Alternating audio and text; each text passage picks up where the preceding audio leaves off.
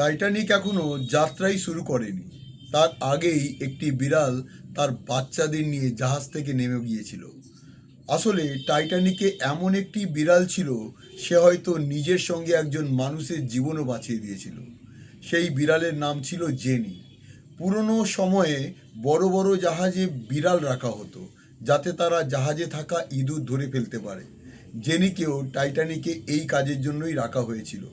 তাকে টাইটানিকের আরেকটি জাহাজ অলিম্পিক থেকে আনা হয়েছিল। জাহাজে জেনির দেখাশোনা করতেন জিম মুল হল্যান্ড নামে এক শ্রমিক। তিনি তাকে খাবার দিতেন এবং তার যত্ন নিতেন। এরপর 1912 সালের এপ্রিল মাসের শুরুতে জেনি কয়েকটি বাচ্চার জন্ম দেয়। জিম জাহাজের মধ্যেই তার বাচ্চাদের জন্য একটি নিরাপদ জায়গা তৈরি করে দিয়েছিলেন। কিন্তু তারপর এলো 10 এপ্রিল 1912 সাল। টাইটানিক তখন তার প্রথম যাত্রায় নিউ ইয়র্ক যাওয়ার জন্য প্রস্তুত ছিল। ঠিক তখনই জিম এমন কিছু দেখলেন যা দেখে তিনি অবাক হয়ে গেলেন। জেনি তার বাচ্চাদের একে একে জাহাজের বাইরে নিয়ে যাচ্ছে। জিমের কাছে এই আচরণ খুবই অদ্ভুত মনে হলো। তিনি ভাবতে লাগলেন, জেনি এখন এমন করছে কেন? সে কি কোনো বিপদের আভাস পেল? জিম এটাকে অশুভ সংকেত হিসেবে ধরে নিলেন। তারপর তিনি এমন একটি সিদ্ধান্ত নিলেন যা হয়তো জীবন বাঁচিয়ে দিয়েছিল তার। সেই টাইটানিকের চাকরি ছেড়ে দিলেন তিনি এবং জাহাজ থেকে নেমে গেলেন।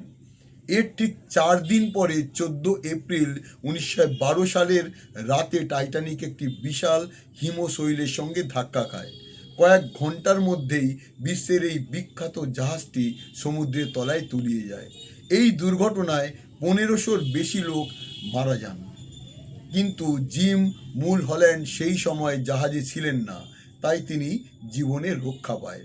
এখন সবচেয়ে বড় প্রশ্ন হলো, জেনি মানে সেই বিড়ালটি কি আগে থেকে বুঝতে পেরেছিল যে টাইটানিক ডুবে যাবে? সে কেন এমন করেছিল? এর উত্তর আজও অজানা।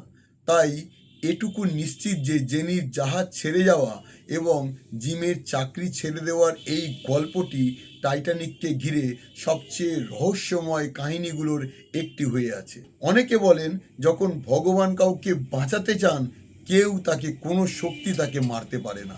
অর্থাৎ রাখে হরি মারে কে। এই গল্প সম্পর্কে আপনার কি মতামত কমেন্টে অবশ্যই জানান এবং ভিডিওটি শেয়ার করতে ভুলবেন না। ধন্যবাদ।